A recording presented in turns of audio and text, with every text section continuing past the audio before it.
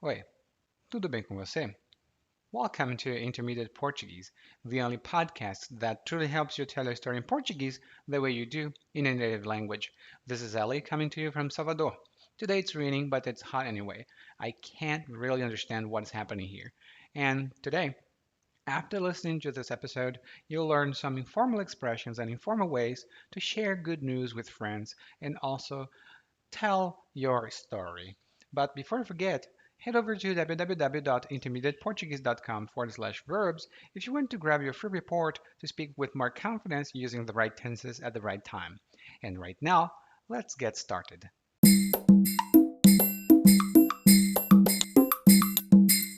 Márcia, eu nem te conto. Você lembra que eu vivia apostando na Mega? Pois então, amiga, eu não ganhei. Mas em compensação, tive uma ideia genial para um negócio. Você lembra que aqui na cidade tem muita gente que gosta de fazer uma fezinha, né? Aí o que foi que eu fiz? Eu tinha um monte de tralha lá em casa que eu não usava mais e provavelmente ia jogar fora. Dei uma espanada e voilá! Estava cheia de mercadoria nas mãos. Aí fica só vendo como eu sou esperta. Eu peguei aquelas coisas e fui rifar. Só que eu não sou trouxa de colocar uma rifa pequena, com 25 números. Não, não. Comecei a vender cartelas com 500 pontos. R$ 1 o ponto. Eu rifei o violão do papai, os livros velhos da minha mãe e um jarro antigo que estava guardado no quarto que era de minha prima. Eu fiz 400 contos naquelas porcarias, acredite. Só que deu ruim. O violão e os livros tinham mesmo que ser vendidos, mas acabei vendendo também as cinzas da minha tia-avó. As cinzas dela estavam dentro do jarro antigo que passei para frente. Mas aí eu vou te contar, viu?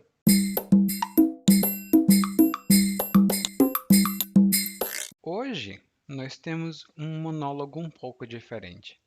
Na verdade, é uma mensagem que uma amiga envia a outra amiga, que se chama Márcia.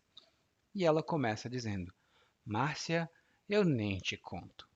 Eu nem te conto é uma expressão fixa do português e nós usamos quando queremos contar alguma coisa. Normalmente, essa expressão é utilizada antes da gente falar sobre alguma fofoca, ou falar sobre algum rumor, ou alguma história que a gente pensa que é muito interessante para outra pessoa. É uma expressão introdutória. Por exemplo, eu nem te conto. Lembra o professor que trabalhava naquela escola? Pois é, ele morreu. Eu nem te conto. Lembra do professor que trabalhava naquela escola? Pois é, ele morreu. Bom, esse não é um bom exemplo para se dar porque morte normalmente não é uma boa novidade ou uma fofoca, mas é uma coisa que nós podemos falar a respeito dela com a expressão eu nem te conto. Eu nem te conto é uma expressão fixa, então a gente sempre diz eu nem te conto para introduzir uma fofoca. Daí ela diz para a amiga dela, para Márcia, assim: Você lembra que eu vivia apostando na Mega? E viver fazendo alguma coisa significa fazer algo com uma frequência muito alta que talvez não seja muito boa. Por exemplo, ele vive fumando cigarro. Ele vive fumando cigarro. E fumar cigarro não é uma coisa muito boa para a saúde normalmente. Por isso, ele vive fumando significa ele fuma com muita frequência e isso não é legal. Uma outra expressão, ou um outro exemplo, melhor dizendo, é o Marcos vive brigando com a namorada. O Marcos vive brigando com a namorada. E essa expressão significa o Marcos briga muito frequentemente com a namorada e isso não é legal. Então, a estrutura é sempre viver fazendo, viver comprando, com ando, indo, indo. Comprando, vendendo, saindo. Viver comprando. Bom, E aí ela diz que vivia apostando na Mega, ou seja, ela pegava o dinheiro que ela tinha e comprava um bilhete da Mega Sena.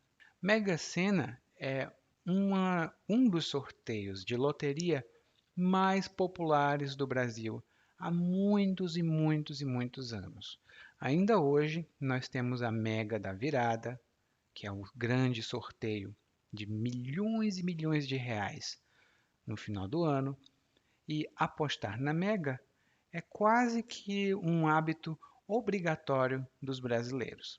Eu já apostei na Mega, nunca ganhei, como ela disse aqui, mas é uma coisa muito comum. E você aposta um pouquinho só, aposta R$ 6, talvez, R$ 7. Hoje, em outubro, isso é mais ou menos US$ 1 a cada bilhete comprado. E aí ela diz aqui, para Márcia, que ela não ganhou na loteria, o que não é muito difícil de acontecer, né? Não ganhar. Mas ela teve uma ideia para um negócio. E ela depois conta um pouco sobre o contexto do negócio. Ela diz que na cidade as pessoas gostam de fazer uma fezinha. E fazer uma fezinha significa apostar um pouquinho só de dinheiro na loteria. Eu mesmo costumava fazer uma fezinha quase todos os dias quando eu era mais jovem. Hoje não, já não faço mais uma fezinha, porque eu não quero gastar dinheiro. Não é uma coisa muito boa. E aí, ela continua aqui dizendo que ela pegou muitas coisas que ela tinha, mas ela disse: eu tinha um monte de tralha.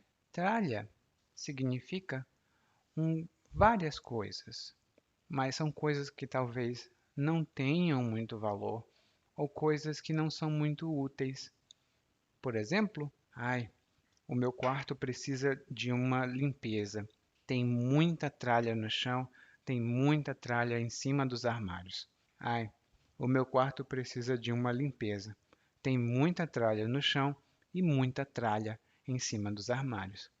E sim, é verdade. Eu tenho muita tralha. Eu tenho muita tralha no meu quarto e eu tenho, por exemplo, uma bola, eu tenho uma caixinha, eu tenho perfume, eu tenho uma garrafa de álcool, eu tenho um manual de instruções, eu tenho muitas coisas que não servem mais. É tudo tralha. Tralha tem outros significados, mas este é um dos significados mais comuns aqui no Brasil. E ela diz aqui que tinha um monte de tralha que provavelmente ia jogar fora. E jogar fora significa jogar no lixo. Por exemplo, ai, eu vou pegar toda essa tralha e jogar fora. Assim, meu quarto vai ficar limpo. Mais uma vez. Ai, eu vou pegar toda essa tralha e jogar fora. Assim, o meu quarto vai ficar limpo. Provavelmente eu tenho muita tralha mesmo, gente. Eu preciso jogar isso fora. É um problema que eu tenho. Eu acumulo tralha. E aí, ela disse que pegou essa tralha, deu uma espanada, ou seja, ela limpou utilizando um espanador, que é um negocinho que você segura na mão e limpa as coisas sujas, um espanadorzinho. E depois ela foi e pegou essas coisas e rifou. Rifar significa sortear com rifa. E rifa aqui no Brasil é uma coisa muito comum até. São pequenos bilhetes e nesses bilhetes tem números. Uma pessoa pega, por exemplo, um computador e ela diz: eu vou rifar esse computador. Então o que ela faz? Ela pega vários, vários e vários desses bilhetes, vende cada bilhete por uma quantia específica e depois, numa data marcada, ela faz o sorteio. Por exemplo, ela vendeu o bilhete 37 e no dia do sorteio ela diz: 37. Quem tiver comprado o bilhete 37 vai ganhar o prêmio, que é o computador. Rifar normalmente só tem esse significado. Nós utilizamos muito comumente aqui no Brasil E eu já rifei muitas coisas no passado. Hoje não mais, mas antigamente sim. E aí ela diz que rifou as coisas, mas que ela não era trouxa de colocar uma rifa pequena. E trouxa significa uma pessoa que se deixa enganar muito facilmente e, por extensão, uma pessoa que não é muito inteligente, que normalmente não aproveita as situações quando as situações aparecem. Ah, e um pequeno comentário. Aqui no Brasil, se você tiver a oportunidade de se aproveitar de alguma coisa, você se aproveita dessa coisa, mesmo que talvez não seja muito honesto. Isso é uma parte da nossa cultura muito comum e quando você não se aproveita de uma situação, você é trouxa. Eu não concordo. Eu não acho que você seja trouxa por não ser desonesto. Mas muitas pessoas vão dizer que é. Então, ela pega uma rifa com vários números. Não são poucos números, são muitos números para ganhar dinheiro. E ela rifou um violão, livros e um jarro. E ela ganhou 400 contos. Ela diz: Eu ganhei 400 contos. E contos aqui no Brasil significa é uma palavra informal, na verdade, que significa dinheiro. Por exemplo, eu não tenho coragem de pagar 10.000 contos em um iPad. Eu não tenho coragem de pagar 10.000 contos em um iPad. E contos, como eu disse, é uma palavra informal para dinheiro. No português, nós temos muitas palavras informais para dinheiro. Temos bufunfa, tutu, prata e também temos contos. São todas palavras informais para dinheiro. E ela disse que vendeu bem, ganhou R$ 400, só que deu ruim. Ou seja, só que apareceu um problema. Deu ruim. Apareceu um problema. Ela vendeu o livro e o violão, tudo bem, mas ela também vendeu o jarro. E dentro do jarro estavam as cinzas da tia-avó. E as cinzas, nesse caso, quando uma pessoa falece, quando uma pessoa morre, ela pode ser enterrada debaixo da terra ou ela pode ser cremada com fogo. Nesse caso aqui, a tia-avó dela foi cremada e depois ela virou pó. E esse pó são as cinzas. As cinzas dela estavam dentro do jarro antigo que essa mulher passou para frente. E passar para frente significa vender. Por exemplo, ai, eu não quero mais esse computador, ele não está muito bom. Eu acho que eu vou passar este computador para frente. Passar para frente também tem outros significados, mas aqui significa vender. E no final ela diz: Mas aí eu vou te contar, viu? E eu vou te contar é uma expressão fixa e significa que você está insatisfeito ou insatisfeita com algo que você acabou de dizer. Por exemplo, ela não gostou porque ela vendeu as cinzas da avó. E ela diz: eu vou te contar, viu? E isso normalmente termina ou encerra alguma coisa. Você diz: Eu vou te contar, mas você não conta nada. E no começo a gente diz: Eu nem te conto. E é muito fácil fazer um sanduíche com essas expressões. Eu digo: Eu nem te conto. O Paulo e a Maria estão namorando. Aqueles dois, ai, ai, ai, vou te contar, viu? Essa é uma conversa muito comum aqui no Brasil. Você diz: Olha, eu nem te conto. O Paulo e a Maria estão namorando. Aqueles dois, vou te contar, viu? E é muito, muito comum. E agora, eu nem te conto, mas a gente vai escutar o monólogo mais uma vez, mas dessa vez na velocidade natural. Márcia, nem te conto. Você lembra que eu vivia apostando na Mega? Pois então, amiga, eu não ganhei. Mas em compensação tive uma ideia genial para o negócio. Você lembra que aqui na cidade tem muita gente que gosta de fazer uma fezinha, né? Aí o que foi que eu fiz? Eu tinha um monte de tralha lá em casa que eu não usava mais e provavelmente jogar fora. Dei uma espanada e voilá, tava cheio de mercadoria nas mãos. Aí fica só vendo como eu sou esperta. Eu peguei aquelas coisas e fui rifar.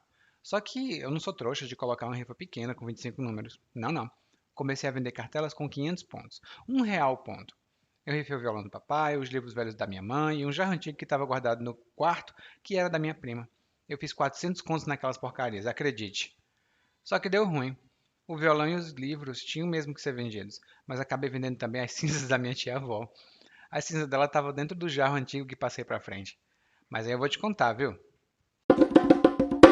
You just listened to Intermediate Portuguese, the only podcast that truly helps you tell a story in Portuguese the way you do in a native language.